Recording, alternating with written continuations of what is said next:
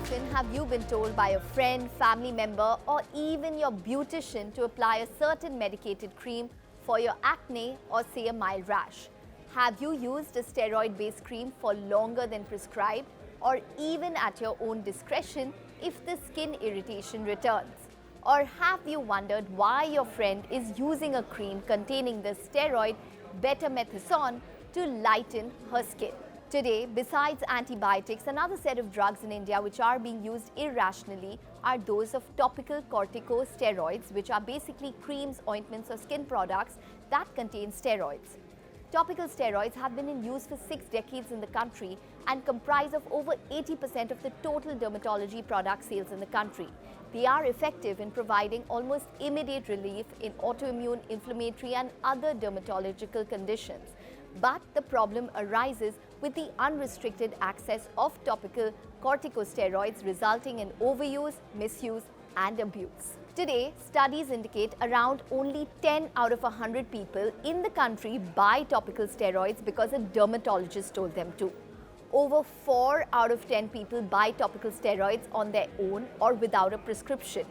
20% buy topical steroids because they are recommended by their friend, family member or neighbor, and over 8% buy it because their beautician told them to. Today, over 95% of patients who buy topical steroids in the country are unaware of the adverse effects of the topical steroids, and most, in some studies 100%, don't know how often and how much to use of the cream either.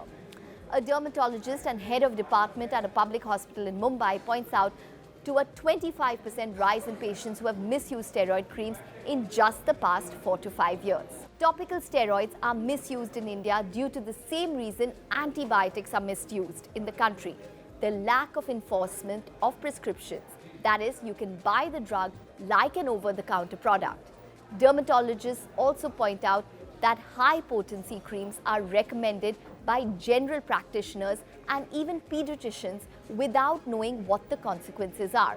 For example, even small doses of high-potency steroids can result in systemic absorption, with children and elderly being the most susceptible to it. Also, one must be wondering why beauticians are recommending steroid creams.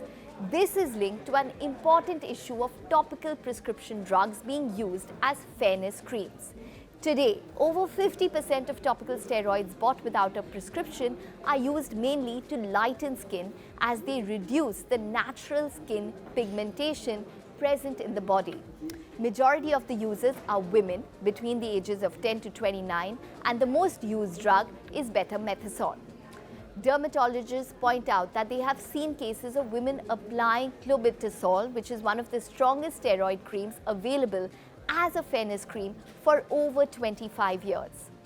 We in India are also guilty of using other harmful substances such as hydroquinone as skin lighteners, which in fact has been banned from the use in cosmetics in several geographies such as Japan, UK and Europe due to its risk to human health.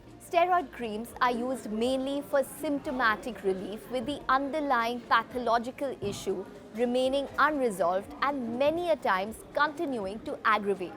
Doctors point out that this is especially the case in fungal infections, where long-term usage of steroid-based fungal creams can in fact worsen conditions. Also, using steroid creams is a vicious cycle. In fact, doctors say it is addictive.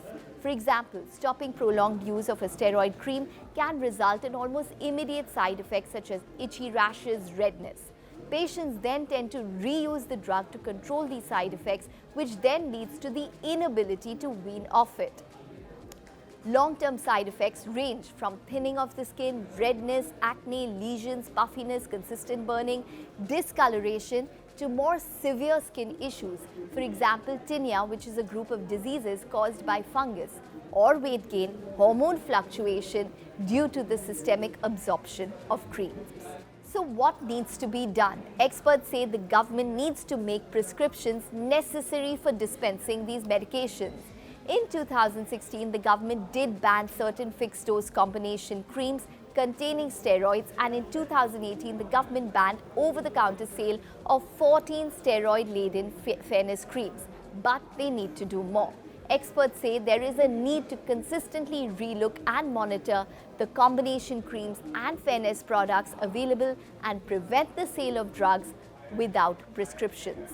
Lastly, one of the other measures include awareness within the doctor community and amongst patients, and especially the people who self-medicate.